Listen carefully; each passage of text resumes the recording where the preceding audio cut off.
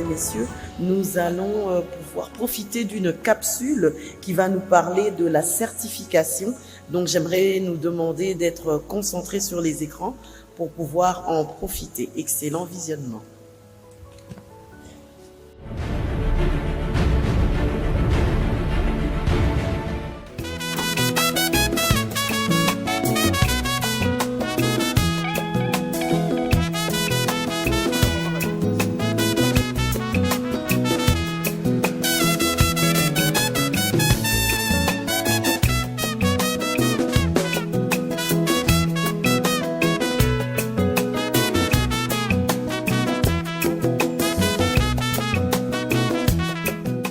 Bonjour madame. Bonjour monsieur. C'est monsieur Moussa. Ah, c'est monsieur Moussa. L'expert comptable est-il là? Il est là, mais c'est sur rendez-vous? Effectivement madame. D'accord, je vais vous annoncer. Merci.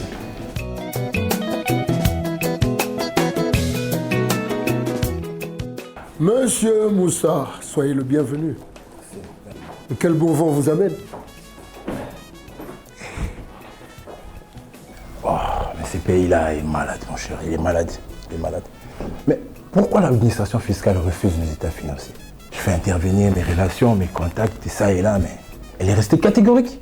Elle m'exige la certification de mes états financiers par un expert comptable. Non, mais par le passé, la DGI ne nous infligeait pas cette exigence. Non, c'est pas vrai ça. Voilà comment on souffre dans ces pays, on souffre vraiment dans ces pays.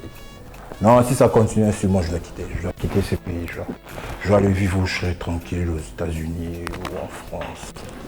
Ah bon, monsieur Moussa, donc vous êtes dans mon bureau pour m'annoncer que vous fuyez le pays parce que l'administration fiscale demande la certification de vos états financiers. Même pas, monsieur l'expert, même pas.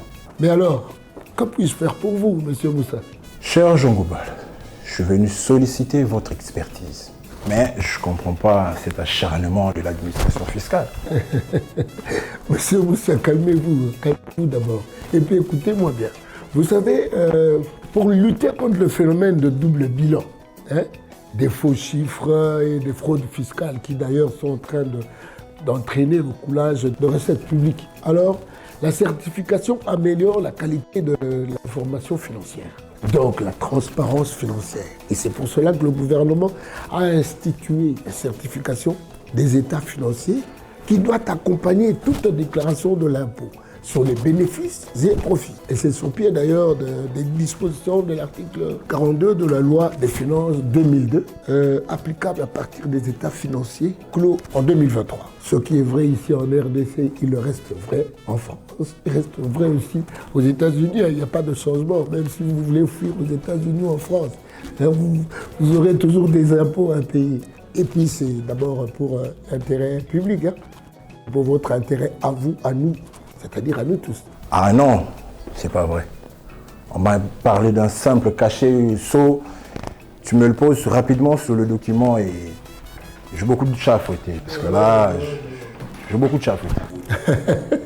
Un petit cachet, non, mais ça se passe pas comme ça. En fait, le cachet est l'aboutissement. Poser le cachet, là, c'est un aboutissement d'un long processus de vérification de votre comptabilité. On doit commencer par ça. Et le cachet vient clôturer le processus. C'est pas vrai ça. Donc encore une de tracasseries, et partout même de la part des experts comptables. C'est terrible ça. Cher opérateur économique, vous savez, la certification ne se résume pas en la pose du cachet sur un document, non. C'est tout un travail de longue haleine, un processus qui consiste à vérifier les informations comptables. Et après vérification, d'ailleurs, il faut que j'émette un avis. Si l'avis est favorable, s'il est positif, on accepte vos états financiers. Sinon, on refuse. Ah non. Il y a toute une norme qu'il faut suivre, monsieur Moussa. La norme professionnelle de l'ONEC RDC numéro 24/001 portant certification des états financiers, annuel de synthèse, accompagnant la déclaration fiscale de l'impôt sur les bénéfices et profits IBP. Mon cher, pose ton cachet là et je te glisse un peu dessous. Pense à ta famille, à ta femme, à tes enfants. D'ailleurs, cet état financier, ont été établis par un docteur et professeur, qui est aussi un grand éminent expert comptable, comme vous. Monsieur Moussa, je pense qu'on a assez parlé. Je ne peux pas hypothéquer ma profession. Je ne peux pas trahir ma conscience à cause de vos sous. Donc, vous refusez la collation, votre transport, votre motivation, votre carburant de 1000 $. Monsieur, même kérosène, mazout ou pétrole, à maïs, je ne prends pas. Ah bon? Je ne peux pas m'exposer à des sanctions. Faire de la prison à cause de la magouille et du trafic des chiffres.